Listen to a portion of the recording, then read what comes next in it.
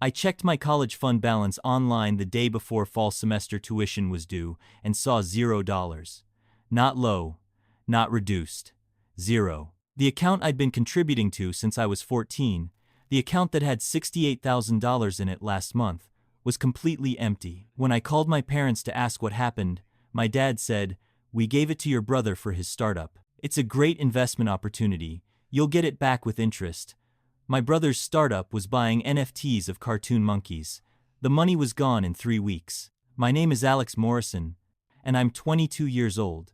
This is the story of how my parents stole my college fund to give to my golden child brother, how he lost every penny on a crypto scam, and how I had to rebuild my entire life from nothing while they went broke trying to save him. This is about favoritism, betrayal, and the price of enabling someone who refuses to grow up. The college fund started when I was 14.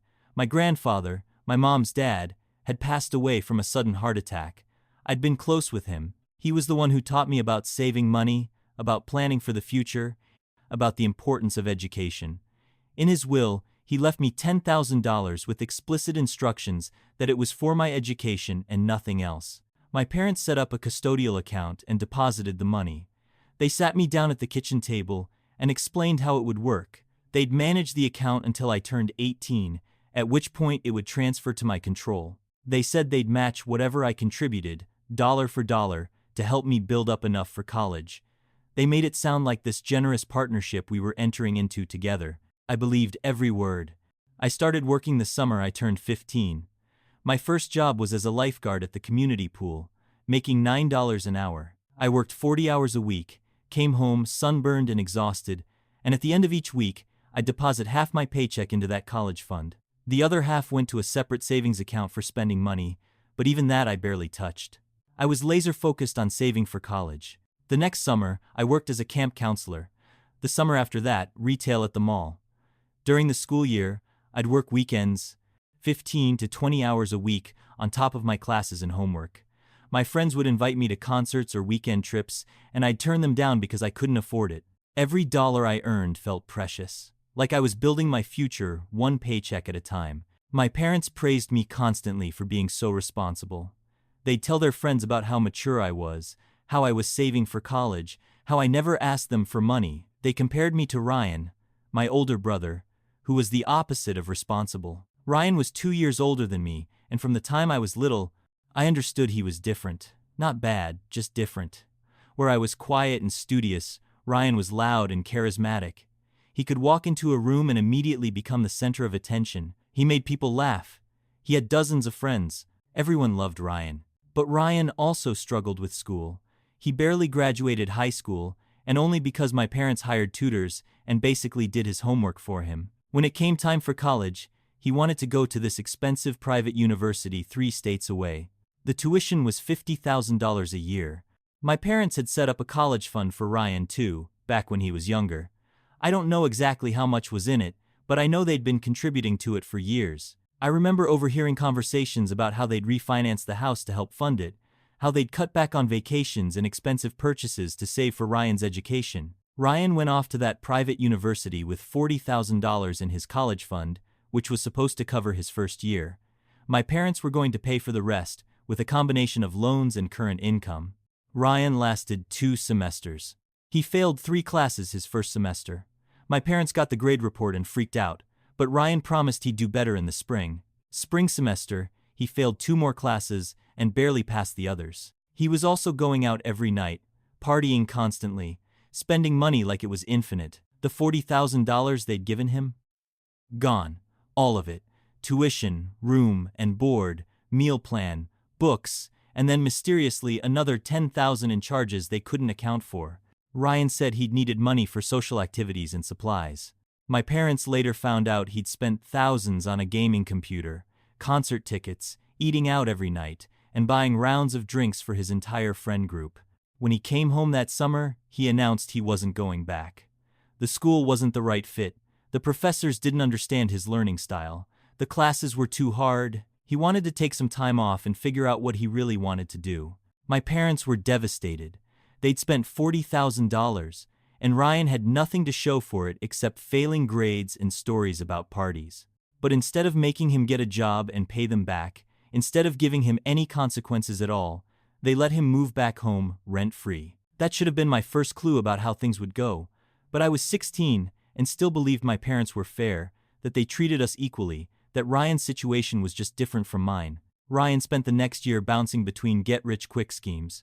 First, he got really into day trading. He'd sit in his room watching stock charts on multiple monitors, talking about shorts and calls and technical analysis. My parents gave him $5,000 to invest. He lost it all in 3 months. Then he discovered multi-level marketing, some supplement company that promised you could make 6 figures if you just recruited enough people under you. He needed $3,000 for inventory. My parents gave it to him. He sold maybe 2 bottles to family members, and the rest sat in the garage until they expired. Next was dropshipping. He was going to sell products from Chinese manufacturers on an online store. He needed $2,000 for inventory and website costs. My parents gave it to him. The website never launched. Every single venture failed, and every single time, my parents funded it. They'd say things like, "Ryan's trying to find his path," and "entrepreneurship is valuable experience," and "we have to support him while he figures things out." Meanwhile, I was working 40 hours a week during summers, getting straight A's, and putting half of everything I earned into my college fund. I'd check the balance every month and watch it grow. By the time I graduated high school, it had reached $52,000.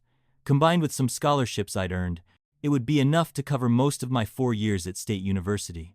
I remember the pride I felt seeing that number, $52,000. I'd worked so hard for it, every shift at the pool, every weekend at the mall, every time I'd chosen saving over spending. It was all there, building toward my future. I chose to go to Michigan State University, which was in-state and much cheaper than private schools. Tuition, room, and board were about $22,000 a year. With my scholarships covering about $8,000 annually, I'd need to pull $14,000 from my college fund each year. After 4 years, I'd graduate debt-free with money left over. The plan was perfect. I'd worked everything out in spreadsheets, calculated every expense. I was so organized, so prepared. My parents told me they were proud. My grandfather would have been proud too. I moved into the dorms that August, excited and nervous. I was finally starting the next chapter of my life, the one I'd worked so hard for. I settled into my classes, joined the computer science program, made some friends. Everything was going exactly as planned. Ryan, meanwhile, was still at home, still jobless, now 20 years old with nothing to show for himself. He'd moved on from dropshipping to cryptocurrency. He spent his days on Reddit and Discord, talking about Bitcoin and Ethereum and some obscure altcoins that were going to make him rich. My parents were getting tired of supporting him, I could tell. On phone calls home, Mom would complain about how Ryan was home all day, not contributing to household expenses, not looking for real work, but they never actually made him leave or get a job. They just complained while continuing to give him money. During my sophomore year, Ryan announced he was becoming a crypto investor. He'd been studying the markets, learning the patterns, and he was confident he could turn a profit. He needed $10,000 to start his portfolio. My parents gave it to him. He lost most of it in 6 months when several altcoins he'd invested in crashed. But he insisted he'd learned valuable lessons and just needed another chance. My parents didn't give him more money that time. They were finally setting boundaries, or so I thought. I was in my senior year when everything fell apart. I'd been working part-time throughout college, doing web development for a tech company near campus. Between that income and my college fund withdrawals, I was managing my expenses comfortably. I was on track to graduate in May with my computer science degree, debt-free, with job prospects already lining up. The fall semester tuition was due on August 30th. I logged into my college fund account on August 29th to transfer the money. I did this every semester, same routine. Log in, verify the balance, transfer what I needed, check that the transaction went through. Simple, except this time, when the account loaded, the balance showed $0.00. I stared at the screen, refreshed the page, logged out and logged back in. Still zero. This had to be a website error. Maybe the bank was doing maintenance. Maybe there was a glitch. I checked the transaction history. On August 15th, 2 weeks earlier, there had been a single withdrawal of $68,247. The entire account, emptied in one transaction. My heart started pounding. My hands were shaking so badly I could barely use the mouse. Who would do this? Was it fraud? Identity theft? Someone had stolen my entire college fund? I called the bank immediately. The customer service rep asked for my account number and pulled up my information. Yes, she confirmed. There had been a withdrawal of the full balance on August 15th. It had been initiated by one of the account holders. She couldn't tell me which one due to privacy laws, but she could confirm that the withdrawal was authorized and processed according to their protocols. I asked if it could be reversed. She said no, not without the approval of whoever had authorized it. If I believed it was fraud, I'd need to file a police report, and then the bank could investigate. But as it stood, the withdrawal was legitimate. My mind was racing. The account had 3 holders, me and my parents. I hadn't withdrawn the money, so one of my parents had. But why? Why would they take my college fund? I hung up with the bank and immediately called my dad. He was at work, and I could hear the background noise of his office when he answered. He sounded distracted, asking if everything was okay. I asked him if he knew anything about my college fund being emptied. There was a pause. A long pause where the background noise continued, but my dad said nothing. Then he said, "Oh right, I was going to call you about that." He was going to call me about stealing $68,000 from my college fund. He was going to call me, like it was an item on his to-do list that he'd just forgotten. I couldn't speak for a moment. My throat felt tight. Then I asked what happened to the money. Where did it go? Dad explained, in this casual tone like we were discussing weekend plans, that Ryan had come to them with an amazing business opportunity, a startup idea that was going to be huge. He'd done extensive research, found the perfect investment, and if they got in now, at the ground level, they could see triple returns within 6 months. Ryan needed capital to get started. He'd asked them for money, but they didn't have any spare cash. Then Dad had remembered my college fund. It was just sitting there, not being used right now. If they invested it in Ryan's venture, it would grow significantly, and by the time I needed it, there'd be even more there than before. They'd given my entire college fund to Ryan for an investment, without asking me. I asked what the investment was. Dad got vague. Something about digital assets and the future of online commerce and blockchain technology. He said Ryan had shown him all the research, the projections, the community backing it. This wasn't like his previous ventures. This was legitimate. This was going to work. I asked what specifically Ryan was investing in. Dad said NFTs, non-fungible tokens, digital artwork that was revolutionizing the art world and creating millionaires overnight. My brother had spent my entire college fund on NFTs. I asked if they'd considered asking me before taking all my money. Dad said they'd made an executive decision as account holders. They were still listed as co-owners on the account, so technically it was their decision to make. He was sure I'd understand once I saw the returns. Ryan was projecting triple returns within 6 months. Instead of 68,000, I'd have over 200,000. I'd probably end up with enough to pay for grad school too. I told him tuition was due tomorrow. Like, literally tomorrow. In 24 hours, Dad went quiet for a second, then suggested I take out a student loan for now, just temporarily, until Ryan's investment paid off. Then I could pay it back and still have money left over. It would be fine. Everything would work out. I hung up without saying goodbye. I sat in my apartment, in the desk chair where I'd been checking my account, and just shook. My entire body was trembling with rage and shock and disbelief. My parents had stolen $68,000 that I'd worked for, that my grandfather had left me specifically for education, and given it to my brother to buy digital pictures of cartoon apes. I needed to know more. I needed to understand exactly what Ryan had done with my money. I called him. He answered on the 4th ring, sounding excited and energetic. Before I could even explain why I was calling, he launched into a monologue about his amazing new venture. He was investing in Crypto Ape Dynasty, this incredible NFT project that was blowing up. The floor price was rising daily. Early investors were already seeing 10 times returns. The community was strong, the art was unique, and celebrities were starting to get involved. He'd gotten in at the perfect time, he said. Managed to secure a portfolio of high-value apes, rare traits, desirable attributes. These weren't just JPEGs, he explained. They were investments, assets, the future of art and commerce. I interrupted him. I asked how much he'd spent. He said he'd invested about $65,000 in the portfolio. He'd kept the remaining 3,000 as liquid capital for gas fees and future purchases when opportunities arose. $65,000 on cartoon apes, my entire college fund. I told him that was my money, that mom and dad had given him my college fund without asking me. There was a pause, then Ryan said, "Oh, wow. I didn't know it was your fund specifically. Dad just said they had some investment capital available." He didn't sound particularly concerned. He continued, "But honestly, little brother, don't worry about it. When these NFTs moon, you'll be thanking me. I'll cut you in on the profits. We'll both make bank." I told him I didn't want to make bank.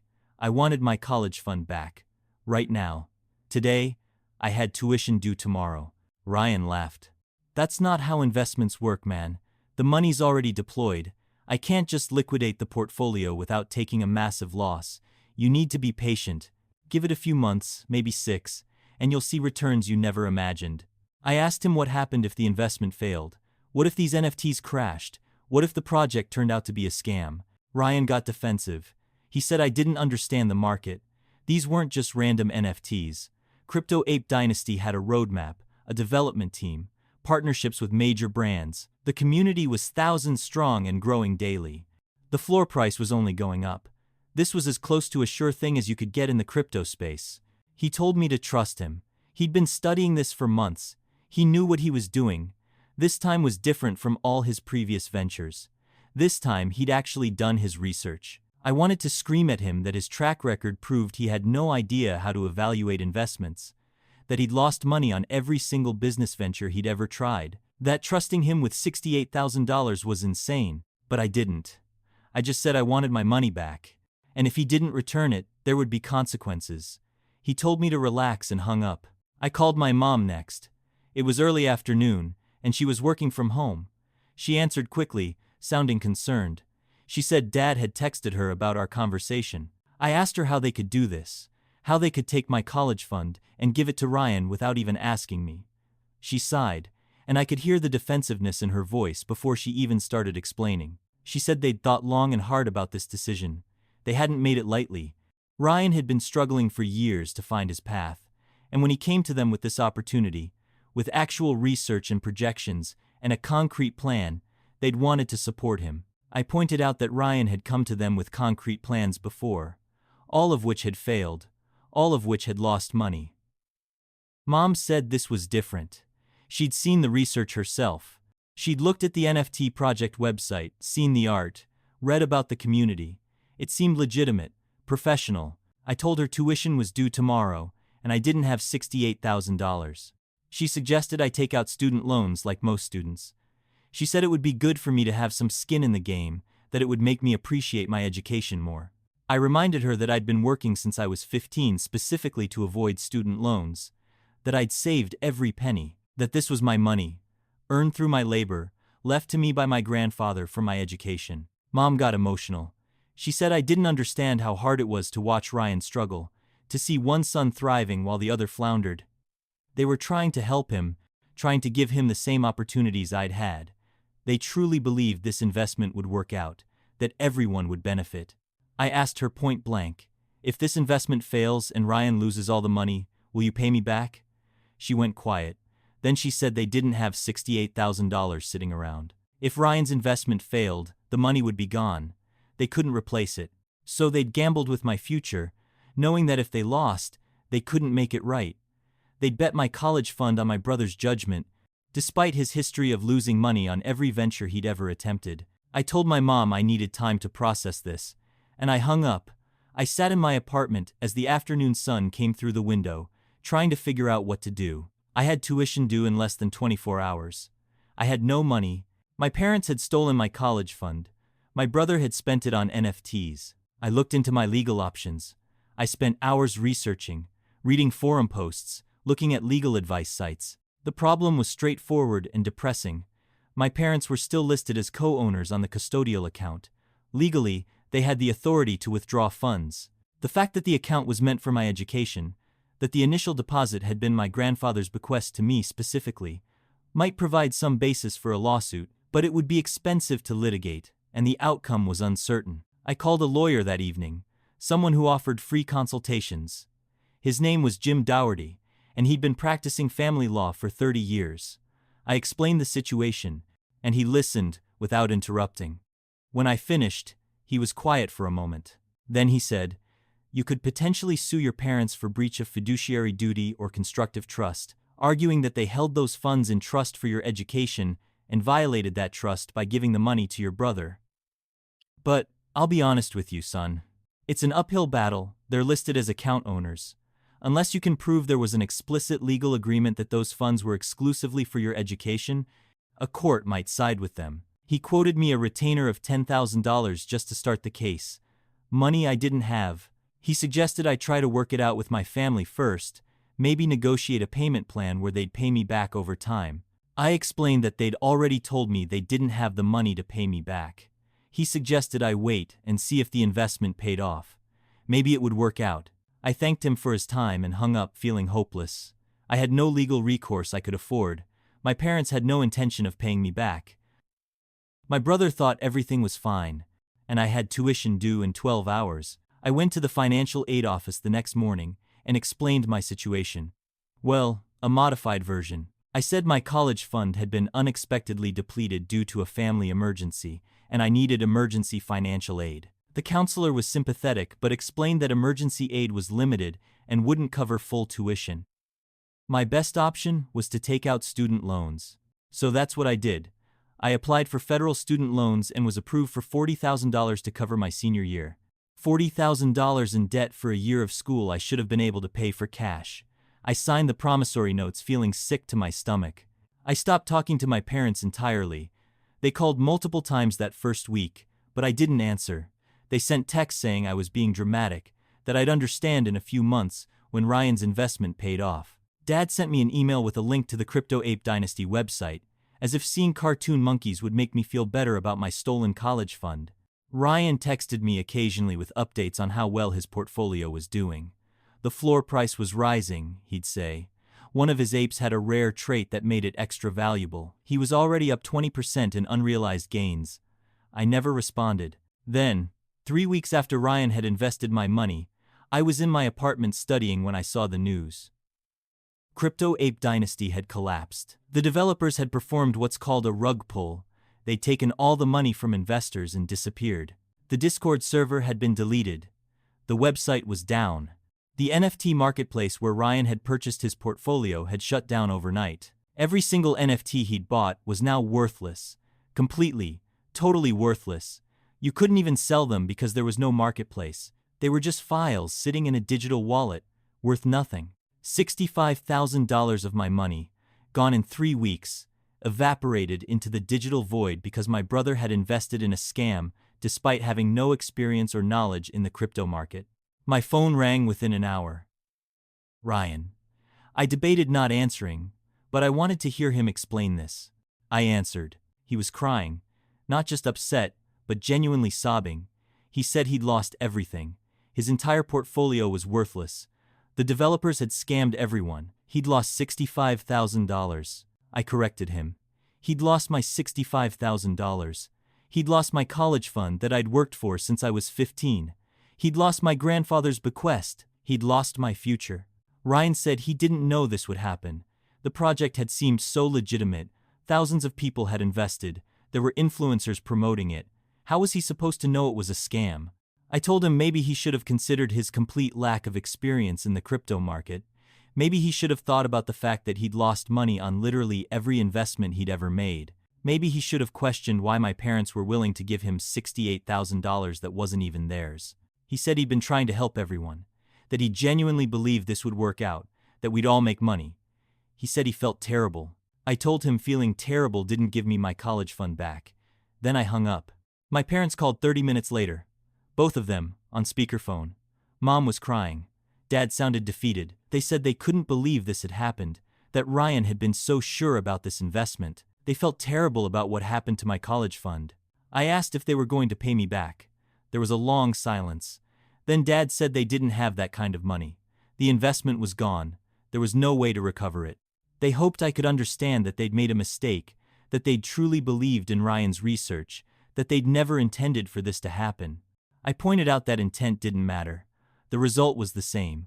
I was $40,000 in debt because they'd stolen my college fund and given it to my brother who lost it on a crypto scam. Mom asked what they could do to make this right. I said they could give me $68,000. She said they didn't have it. Their savings were minimal. They were still paying off their own debts. They lived paycheck to paycheck. I asked how they'd plan to pay me back if the investment had succeeded. Dad admitted they hadn't really thought that far ahead. They just assumed Ryan would give me my money plus profits and everything would work out. They gambled with my future based on nothing but Ryan's enthusiasm and their own wishful thinking.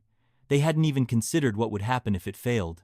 I told them not to contact me again, unless they had my money. Mom started to protest, but I hung up. The next 2 months were brutal. I was taking a full course load, working 50 hours a week at my development job to cover living expenses, since the student loans didn't cover everything, and processing the betrayal of what my parents had done. My grades slipped a little, though not enough to threaten graduation. I was exhausted all the time, running on coffee and rage. Then, 2 weeks before Thanksgiving, my mom called. I almost didn't answer, but something made me pick up. She sounded hesitant, nervous.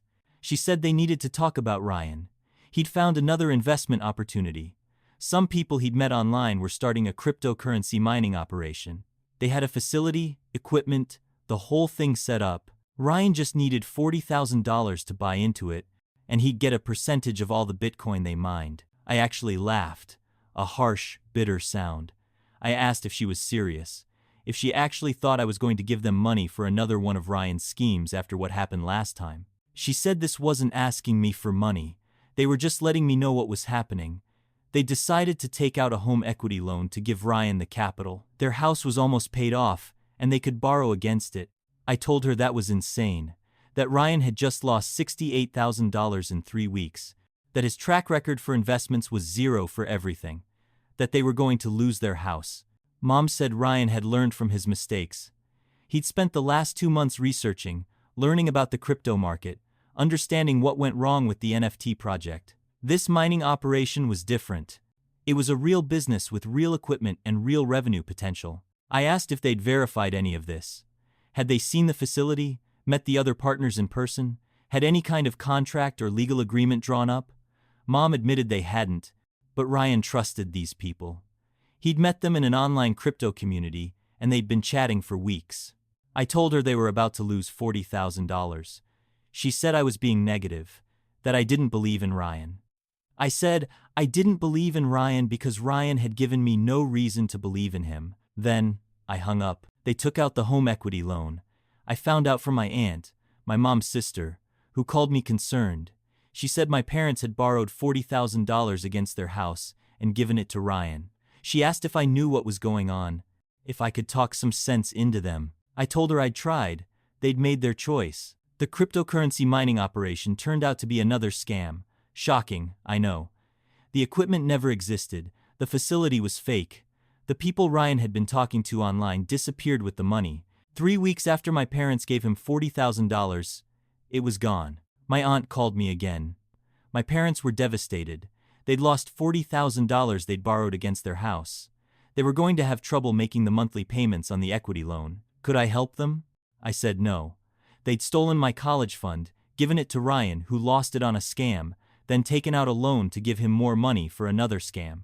These were consequences of their own choices. I wasn't going to bail them out.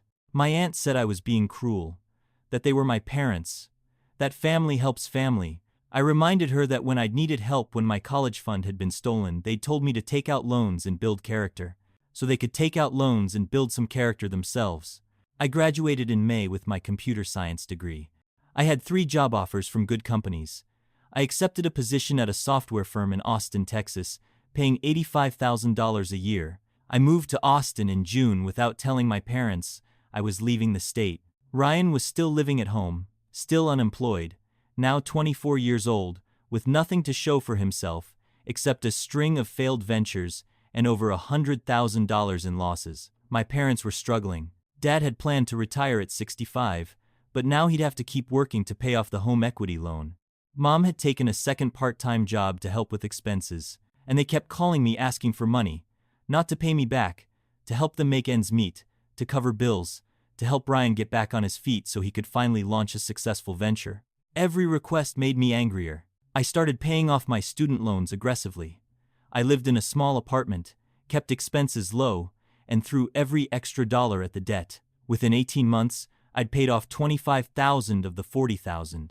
I was on track to be debt-free within another year. Meanwhile, my parents' situation got worse. They fell behind on mortgage payments. Their credit cards were maxed out. They were drowning in debt from the home equity loan and from regular living expenses, all while supporting Ryan, who still refused to get a real job. My aunt kept me updated even though I'd asked her not to. She'd tell me how stressed my parents were, how my dad had developed high blood pressure from the financial stress, how my mom was working herself into exhaustion. She said I should help them. They were my parents. I made good money now. I could afford to help. I asked her if she'd help them. She said she couldn't. She had her own financial obligations. I said then she should stop telling me I should help them. One night, about 18 months after I'd graduated, my dad called. It was late, after 10 p.m., and I was surprised enough that I answered. He asked if we could talk. Really talk. Not just me hanging up on him. I said fine. He could have 5 minutes. He told me they were going to lose the house. They'd missed 3 mortgage payments, and the bank was starting foreclosure proceedings. They'd tried everything, loan modifications, hardship programs, borrowing from friends, but nothing had worked. They were going to lose the house they'd lived in for 25 years. He asked if I could help them, maybe co-sign for a loan modification, or give them enough to catch up on the payments. He said he knew they'd made mistakes with my college fund, but they were still my parents. They needed help. I asked if they had my $68,000 to pay me back. Silence. I asked if they'd stopped giving Ryan money. More silence. Then, Dad admitted that Ryan was having a really hard time. He was depressed, talking about how he was a failure, saying he didn't see the point in trying anymore. They couldn't just abandon him. They had to keep supporting him until he got back on his feet. I told Dad that Ryan was 26 years old. He'd been getting back on his feet for 8 years. Maybe it was time to realize that as long as they kept supporting him, he'd never have any reason to actually stand up. Dad said it wasn't that simple, that Ryan needed help, that they couldn't just let him fail. I said, "You let me fail. When you took my college fund, when you put me $40,000 in debt, you let me fail. You told me to build character. So build some character, Dad. Face the consequences of your choices." I hung up. They lost the house 3 months later. They had to sell it in a short sale, which destroyed what was left of their credit.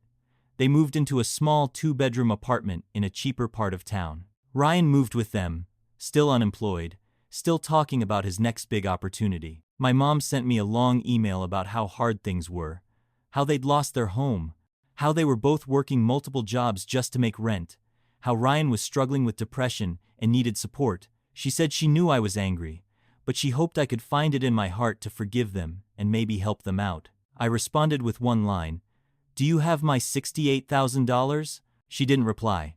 I was promoted at work, senior software engineer, salary bumped to $100,000. I finished paying off my student loans in 2 years flat. I started building savings, investing money, planning for my future. I met someone amazing, a graphic designer named Sam, who I'd met at a tech conference. We started dating, fell in love, got engaged. My life was good, really good, and I'd built it entirely myself, without any help from my parents, despite them actively sabotaging me. Meanwhile, my parents' situation continued to deteriorate. Dad developed heart problems, stress-related, according to my aunt. Mom was working herself into the ground at 64 years old. They were living paycheck to paycheck, barely making rent, still supporting Ryan, who was now 28 and had never held a job for more than a few months. Ryan called me out of the blue on a Tuesday afternoon. I was at work and almost didn't answer, but I was curious what he wanted after years of silence. He launched into a pitch immediately. He'd come up with a new business idea, a consulting firm where he'd help other entrepreneurs avoid the mistakes he'd made. He'd package his failures as learning experiences and sell that knowledge to others. He needed $50,000 in startup capital. Would I invest? I laughed so hard I had to mute myself so my coworkers wouldn't hear. When I could speak again, I asked him if he was genuinely serious, if he truly thought, after everything that had happened, I would give him $50,000. He said this was different. He wasn't investing in someone else's project this time. He was creating his own business, using his real-world experience. He'd learned so much from his failures, and now he could help others. I said, "Ryan, you've never succeeded at anything. You've never held a real job. You've lost over $150,000 of other people's money on various scams and schemes. Who exactly would pay you for business advice?" He got defensive, said I didn't understand entrepreneurship, that failure was part of the process, that all successful business people had failed multiple times before succeeding. I said yes, but successful business people eventually succeeded. Ryan had been failing for a decade, with no signs of ever succeeding. I told him to get a job, any job, and support himself like an adult. Then I hung up. That was 2 years ago. I'm 30 now. I make $140,000 as a lead software engineer. Sam and I got married last year. We just bought our first house, a beautiful 3-bedroom place with an office for me and a studio for Sam's design work. We have savings, retirement accounts, investments. Our life is stable and comfortable. My parents are both in their late 60s now, still working because they can't afford to retire. They're still living in that small apartment, still supporting Ryan, who's 32 and still unemployed. According to my aunt, Ryan's latest scheme involves blockchain technology and something about decentralized finance. He needs investment capital. My parents call me once a year, on my birthday. They ask how I'm doing, tell me they're proud of me, mention casually how hard things are for them. They never apologize for what they did. They never acknowledge that they stole my college fund and ruined my relationship with them. They just hint that maybe I could help them out, since I'm doing so well. I keep the calls short. I'm polite but distant. I don't offer help. People ask me sometimes if I feel guilty, if I regret not helping my parents now that I can afford to. The answer is no, not even a little bit. They made their choices. They chose Ryan over me. Repeatedly. For years. They stole my college fund and destroyed my trust. And when I needed support, they told me to take out loans and build character. So that's exactly what I did. I built character. I built a career. I built a life. And I did it all without them. Sometimes I think about what my life would have been like if they hadn't stolen my college fund. I would have graduated debt-free. I would have had that $68,000 in savings when I started my career. I could have bought a house sooner, invested more, had more financial security earlier. But then I think about the lessons I learned from what they did. I learned that you can't trust people just because they're family. I learned that enabling someone is not the same as helping them. I learned that consequences matter, and that sometimes the most loving thing you can do is let someone face the results of their choices. I learned that I'm strong enough to rebuild from betrayal, that I can succeed even when the people who are supposed to support me actively work against me, that I don't need them, and those lessons, as painful as they were to learn, have made me who I am. Someone who takes responsibility, someone who makes smart decisions, someone who doesn't chase get-rich-quick schemes or expect others to bail me out of my mistakes. My parents tried to steal my future and give it to my brother, and in trying to destroy my life to enable his, they destroyed their own lives instead. They lost their house, their savings, their retirement, all to fund Ryan's endless string of failed ventures. They're broke and working in their late 60s because they chose to enable his delusions instead of making him face reality. And me? I'm thriving. I'm successful. I'm happy. I have a career I love, a spouse I adore, a house I own, and a future that's bright. I built all of this myself, with no help from them, despite them stealing from me. That's the story. I checked my college fund balance the day before tuition was due, and saw $0 because my parents had given it to my brother for NFTs. He lost it all in 3 weeks. They went broke trying to save him from the consequences of his own bad decisions. And I became successful entirely on my own, while refusing to bail them out of the disaster they created. Some people might think I'm cold for not helping them now, but they stole $68,000 from me. They put me $40,000 in debt. They prioritized Ryan's delusions over my education, my future, my financial security, and they've never even apologized. So no, I won't help them. They made their choices. They chose Ryan, and they can live with what that choice cost them. I chose myself. I chose my future. I chose to build a life based on responsibility and hard work rather than schemes and handouts, and that choice made all the difference.